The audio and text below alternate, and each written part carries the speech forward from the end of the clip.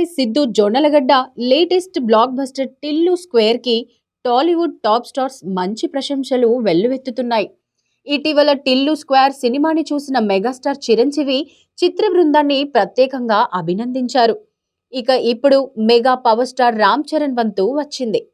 Tillu square team ని ప్రశంసిస్తూ తాజాగా Ram Charan tweet చేశాడు.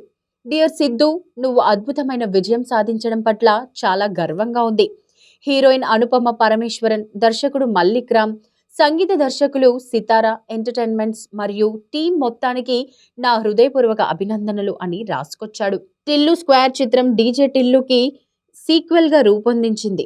మార్చ్ 29 ప్రేక్షకుల ముందుకు వచ్చిన టిల్లు స్క్వేర్ కేవలం 9 రోజుల్లోనే ప్రపంచవ్యాప్తంగా 101.4 కోట్ల గ్రాస్ రాబట్టి బ్లాక్ బస్టర్ సాధించింది.